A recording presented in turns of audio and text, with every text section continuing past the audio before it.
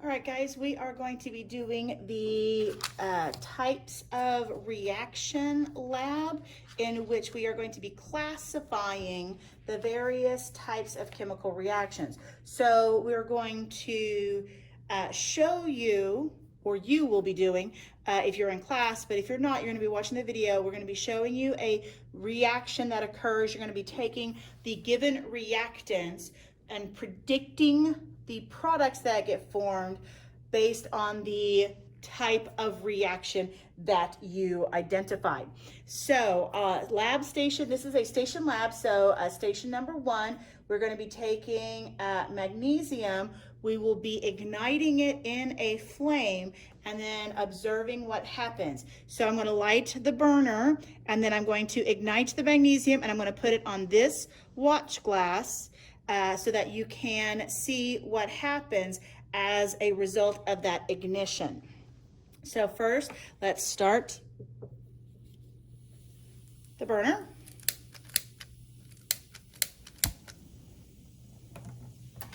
Okay, using tongs. I'm going to ignite the magnesium. Now, once I ignite the magnesium, please try and watch the video through your peripheral vision until the reaction has subsided. Okay. So you can see that the reaction produces some very, very bright light.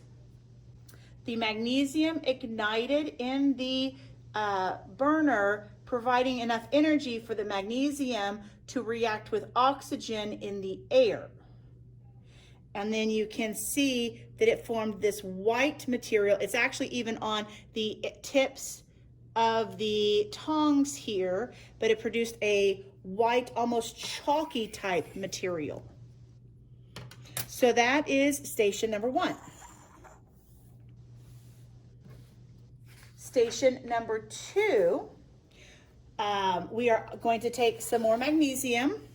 This time I have added some magnesium to a test tube, and I will be taking that magnesium and I will be adding to it some hydrochloric acid. So we'll do a couple of eyedropperfuls. And you can see the bubbles being formed. You can see the magnesium moving around. It's actually quite warm down here at the bottom, so the reaction is giving off quite a bit of heat. So we took elemental magnesium and we combined it with hydrochloric acid. And you can see it's starting to slow down a little bit, a lot less fizzy, though the cloudiness you see is actually lots of bubbles. Eventually, all the bubbles will subside as the gas will have, all of the gas will have evolved away, and the solution part, the liquid part, will be clear and colorless. So that is stations 1 and 2. In just a minute, we will do stations 3 and 4. So now we're going to be doing stations 3 and 4. So we're going to start with station 3. Station 3, we have added some ammonium carbonate to a test tube. I want you to just look, and we're going to do a what we call a litmus paper test. And I want you to notice that as the litmus paper goes into the tube, it does not change. Okay, this tests for the production of a base gas being given off, and there is no change. So we're going to apply some heat to our ammonium carbonate. And as we apply some heat, you can notice some bubbles being released. You can hear it. And I want you to look at the change in the litmus paper. It went from a purpley color to a very blue color. I'll do it with another one. You can see that very, very blue color. In addition, we're going to do a splint test. And notice, let's get that splint going again. The splint goes out. As we go into the test tube, the splint gets put out. So it's producing a gas that extinguishes fire. So that is station number 3. For station number 4, we're going to take some calcium carbonate. We're going to add to that hydrochloric acid. We're going to do the splint test again on this one. So I'm going to move this guy over here. Move this a little bit further there. Okay, so we're going to add our hydrochloric acid and we'll do our splint test again.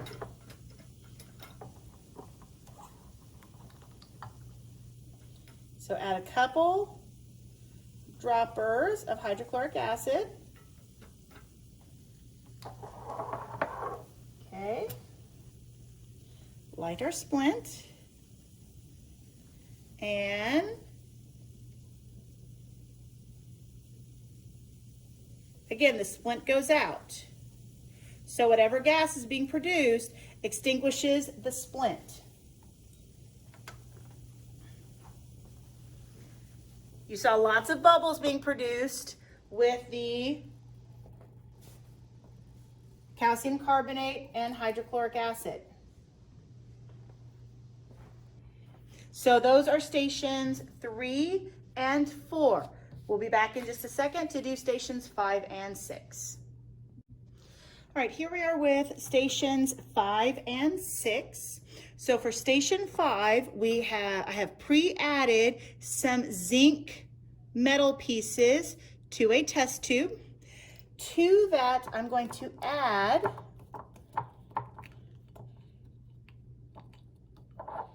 some copper 2 chloride. Notice the copper 2 chloride is a bluish color, so I'm going to be adding that. Add about 3 dropperfuls. And you should have hopefully noticed right away the creation of this almost black material on the surface. Kind of knock a little bit of that off. You can see it forming on the surface of the zinc metal pieces, reacting quite quickly actually. So we took elemental zinc and added copper 2 chloride. It's actually getting a little bit warm, but you can see the formation of what looks like now. At the beginning it looked very black. Now it's almost a brownish red color. So that was station 5. For station 6, we've taken a solution of sodium phosphate, and to that solution, I'm going to again add the blue copper 2 chloride. I'm going to add a couple of dropperfuls.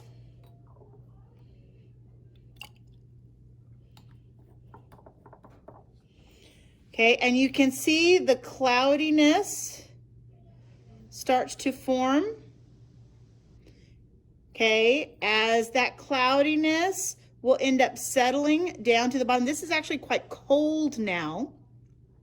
I'm actually going to set this one aside, and as we do stations 7 and 8, we'll actually come back to this because this is better seen after a few minutes that it has reacted. So we're going to let this work for just a little bit, and we'll do stations 7 and 8 and then return to see what this looks like after a few minutes.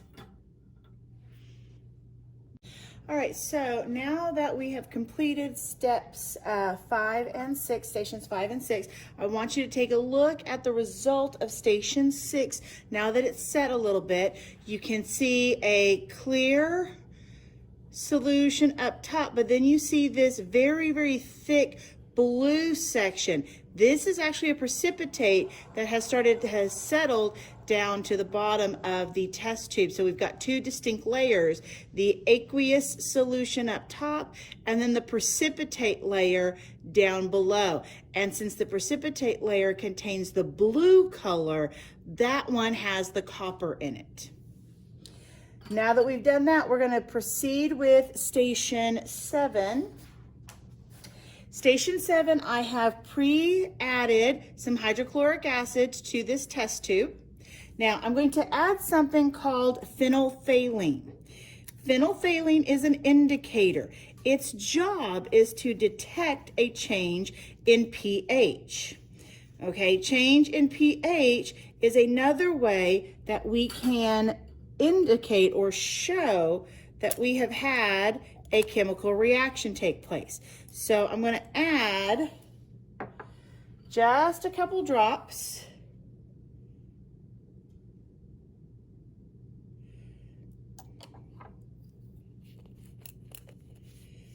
Okay, the cloudiness means that the test tube wasn't quite clean when we started, but that is not what phenolphthalein does. Phenolphthalein actually turns pink. Okay, so this is not an indication of a chemical reaction. This is an indication of a slightly contaminated test tube. Okay, so now we're going to actually perform our chemical reaction with our hydrochloric acid, and we are going to add sodium hydroxide. And now you can see the color. It changed for just a split second. Let me get it where you can see it. Okay, you see that pink color? So we're reacting with a little bit of what's in the test tube. And then after the reaction it takes place, it kind of goes away. So reactions don't all happen all at once. We have to use up our materials.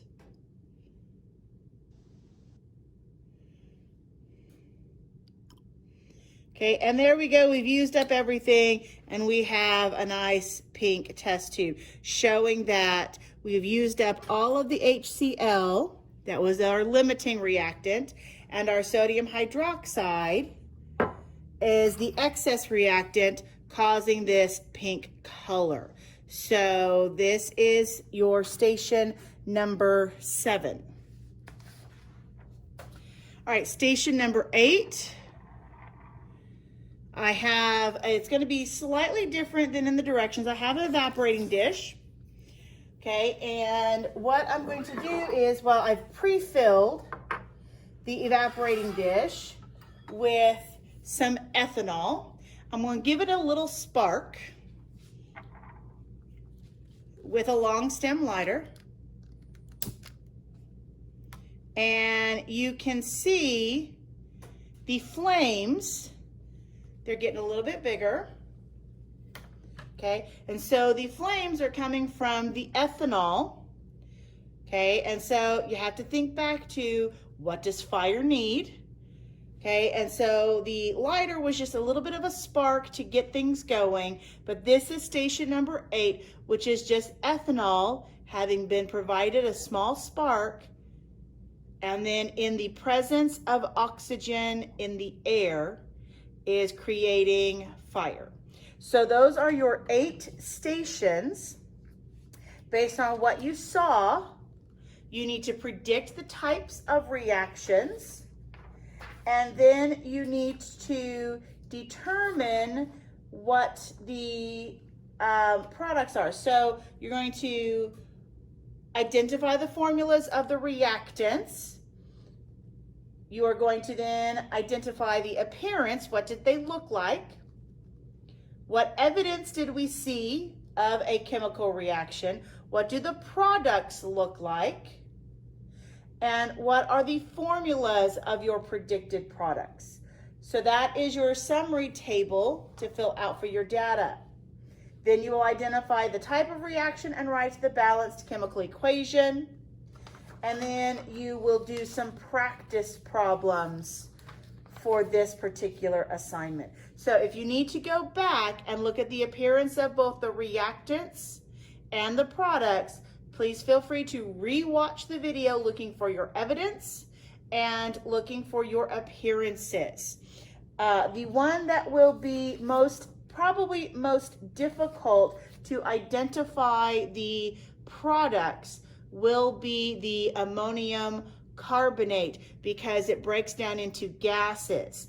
So one of the indicators was the litmus paper turning from a purplish color, which we call red litmus paper, to blue, indicating that a